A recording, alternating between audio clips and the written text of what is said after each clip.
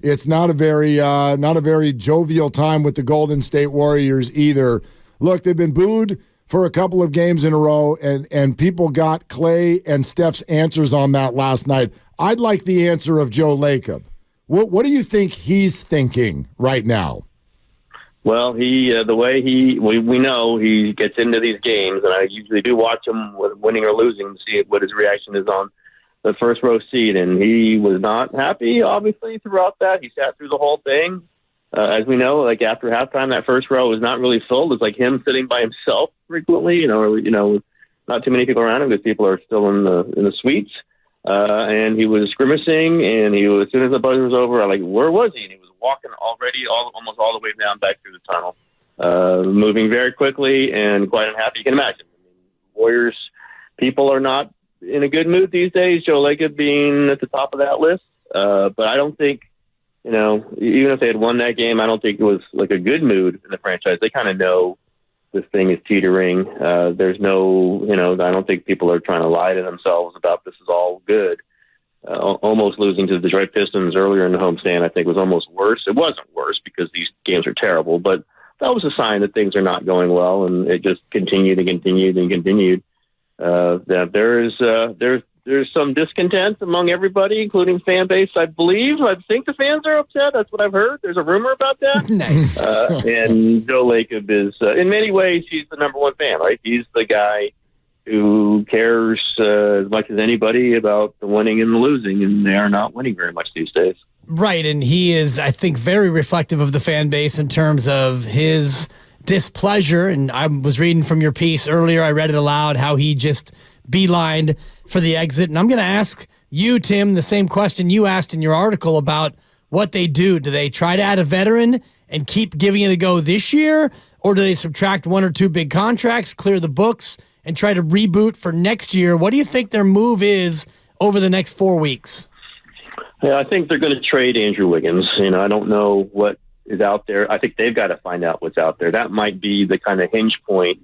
If you can upgrade by trading Andrew Wiggins, by all means. I think they would, if they can get Siakam for Wiggins and something else, say Wiggins and Moody or Wiggins and Pajemski, I think that helps them two ways. It gets rid of the contract and it makes them better this season, and maybe they can convince themselves that they can. And I don't think they're, irrational to think that maybe that could get them to the 7th seed or make them a dangerous 6th seed, something like that. Something like we saw last season. And I mean, they'll take what happened last season. They got through the first round, and then they gave the Lakers a run for their money in the second round. If they can't get Siakam, or they can't get a player of that level, and I'm not sure there's a long list of them, would not put Zach LaVine in that list of a player they think they could add and would make a significant difference to what they are this season. Then maybe it's Andrew Wiggins for nothing, right? Just get off of him. Maybe they'd have to even put Moody in that just to get nothing, or very close to nothing, just to move off that the remaining $84 million of the salary after this season, to give themselves some room to think where every decision. You don't have the luxury tax bearing down on you. Every decision you're not saying, well, we're constrained because we have a $4 million payroll commitment, and that's what they got. I think they would do some things to alleviate that. I mean, you could let Clay go for nothing. You could let Chris Paul go for nothing. I just think Wiggins is the first decision. What can they get for him? What do they have to do to move off of him? And then maybe you don't want to be reactive to just that. I think they have to make other decisions about Donovan Kuminga, about Moses Moody, some other things. But really, practically, it might come down to what can they get for Andrew Wiggins, and I think they are most likely going to be moving off Andrew Wiggins, and then where do you go from there? I think the big picture question is an answer. They're going to ride with Steph Curry. They're not coming off of Steph Curry. They think whether it's 1 or 2 or 4 moves in the next, whether it's by February or it's the next, July, they can feasibly put together a team around him that works better than this. And if it's better than this, you're going to have a shot in the playoffs. Maybe it doesn't happen in February, but it might happen in July. Yeah, Tim Kawakami with us here on Willard and Dibs. TK Pod, The Athletic, podcast part of the Odyssey family. Glad to have him.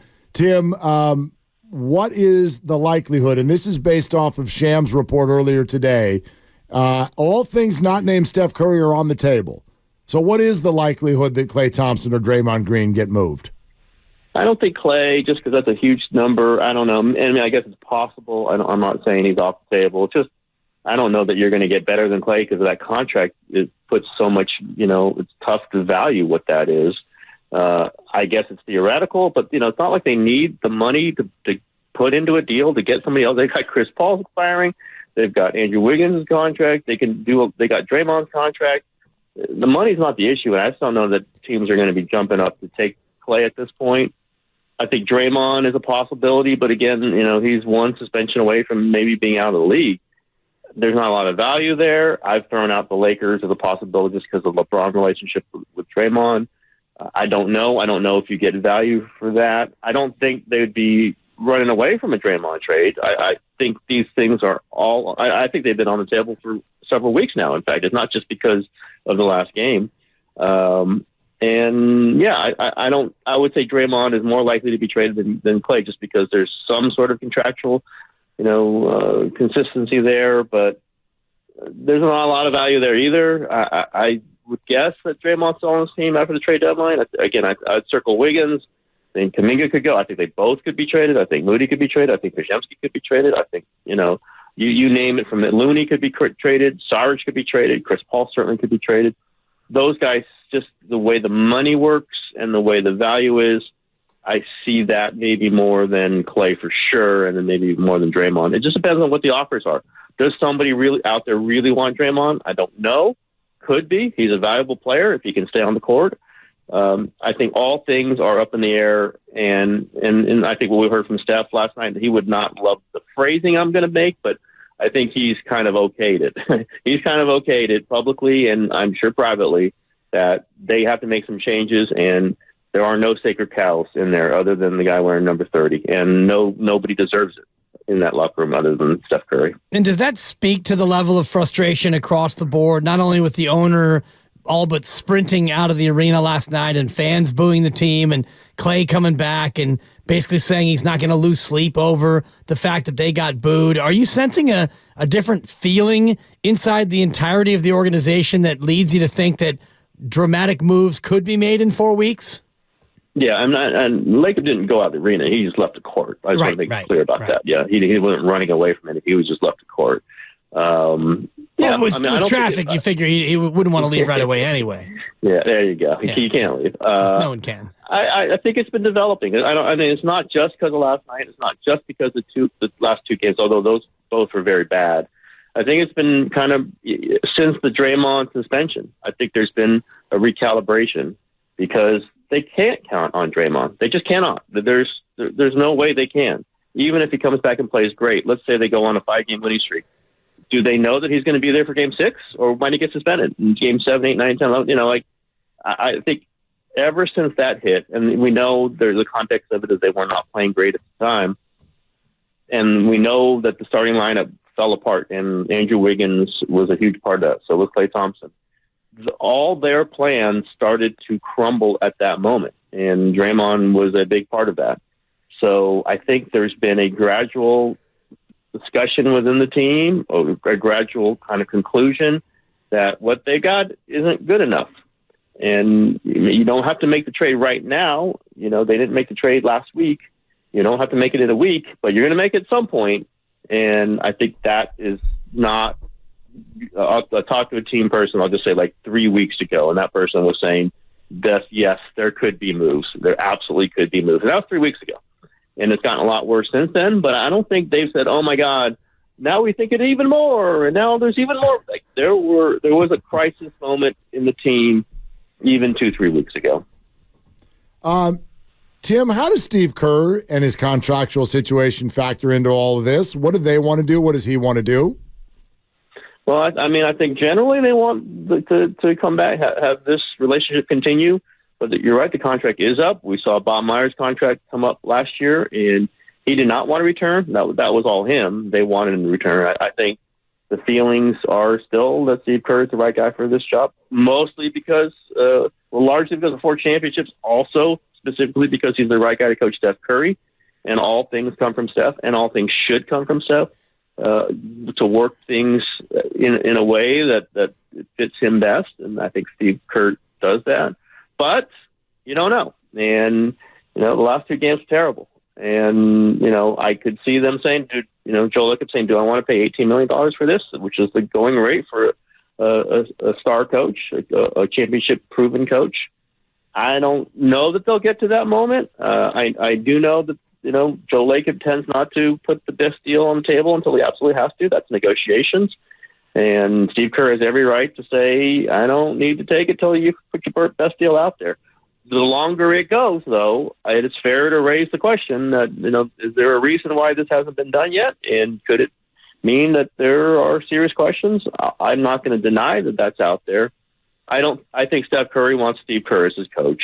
I think Steph Curry is important enough by multiples of 100 to deserve that commitment.